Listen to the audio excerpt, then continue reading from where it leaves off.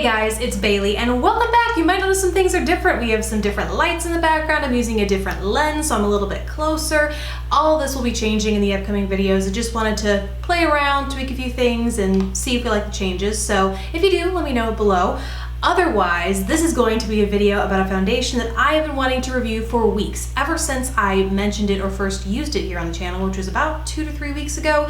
It is Maybelline's new Fit Me Matte and Poreless Foundation, both the liquid and the pressed powder that comes in this set. These retail anywhere from $6.25 to I think $7.99 I've seen for as high as that is Ulta. Of course, as with most drugstore brands, you can catch them on sale, buy one get one half off, among other things. So be sure and be on the lookout because you can always get them for less than that, but that's roughly what you'll find them for. This is not the first foundation to hit the Fit Me line. Maybelline originally launched a Fit Me foundation about 2 years back, I want to say. It was just plain Fit Me. There was no kind of finish associated with it, although that's since been updated, and I'll go into that a little bit later. The original foundation was not my cup of tea. It kind of sat on top of my skin and moved around, didn't last all day, and really oxidized. It was a definite pass for me, but when I saw that they came out with matte and poreless explicitly for normal to oily skin, I thought it would definitely be worth a go because I myself have combination skin and love a good matte foundation. So here we are with both of these. The matte and poreless range of Fit Me foundations has 12 different shades. The original Fit Me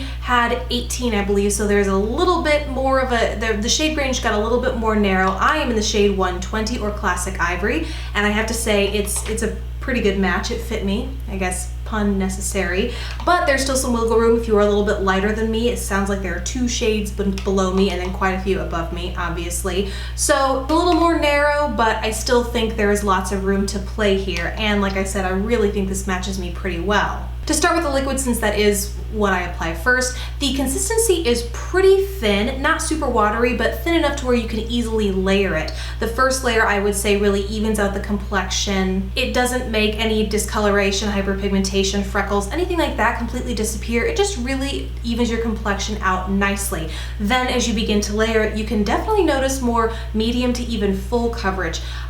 Severe hyperpigmentation or under eye circles, I tend to get blue, purpley, under eye discoloration under my eyes. That doesn't completely go away even when the liquid is at its fullest, but it still really gets there, I think, and it does provide a nice matte finish. You can layer it without it getting too cakey and looking overly heavy, which is fantastic from a drugstore foundation. I wore this foundation both alone as well as set with the powder that comes with it, which is a good segue into talking about this.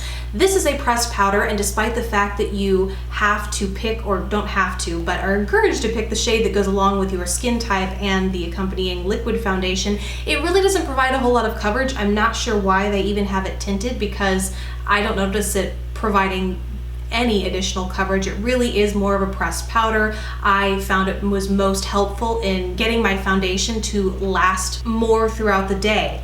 That being said though, you can see in the before and after pictures here that I use this to press or set my T-zone when I was wearing this liquid foundation. Set my T-zone over my forehead as well as down the center of my face and my under eye area, because I really have issues with makeup, concealer, stuff like that staying there throughout the day. And you think you'll be able to see that what was looking pretty full coverage in the beginning of the day has definitely started to wear away. You can see that wear and tear, the freckles are showing, the blemishes are showing, a little bit of the under eye discoloration is showing. And so I have to say that as far as pressed powders go, this is not my #1 recommendation, especially because it doesn't provide any additional coverage. This is just so in my book. But back to the foundation. As far as it compares to the original Fit Me foundation, it definitely performed leagues ahead of that one for me. I noticed it blended into my skin a whole heck of a lot more nicely than the original did, and it had a lot more lasting power throughout the day, and it didn't oxidize at all. It did exactly like it said it would, I thought, in providing a nice matte finish, but the matte finish and the coverage didn't last throughout the day. So as far as someone wanting a matte foundation from the drugstore, this is a nice one and it definitely performed better than the original Fit Me, but I have others that I prefer more. And so if you want to give this a go, it's definitely not the worst you could do from the drugstore, but I do have some other recommendations that I tend to prefer, which I'm going to talk about now. The first of which is actually already from Maybelline. It's kind of surprising that they came out with this new matte foundation because they already had one in their stick foundation. I did a review of the Shine Free Stick Foundation a while ago, and I think I've raved about it since, obviously, because this is about all I have left. It has been a favorite of mine, has this anti-shine core. I find it's really nice and buildable, really easy to apply. I just apply it directly, take a brush, blend it in, and it stays matte and the coverage lasts all day. If you prefer to stick to something a little more liquid in texture, I also recommend Rimmel's Stay Matte Mousse Foundation. This is another one that once I tried it, I absolutely fell in love and raved about it ever since. The texture here is a little bit different and it doesn't provide as much versatility in terms of building as the Fit Me Matte and Poreless does because it has such a relatively thick mousse texture. It's kind of one layer and that's your full coverage, but it is a full coverage matte foundation, which is something I love about it, and it lasts 100% all day. So this is a great alternative as well. And then the last foundation that I'd recommend isn't actually one that kind of calls itself a matte foundation, but I found it to provide a nice satin to matte finish that lasted like that all day. It's the CoverGirl Ready Set Gorgeous Fresh Complexion Liquid Foundation, as well as the powder foundation that goes along with it. And this is part of the reason that I thought the Fit Me Matte and Poreless would have a little bit more coverage, is because the powder that goes with this CoverGirl Ready Set Gorgeous actually is a powder foundation, not just a pressed powder. So between the two of these, I find if you apply, the liquid first and then set it with the powder foundation over top, it provides phenomenal full coverage and excellent lasting power. It just doesn't budge at all throughout the day. And this might be the best alternative for someone who's looking for something that's closer to a liquid consistency when it comes to foundation as opposed to the mousse or the stick.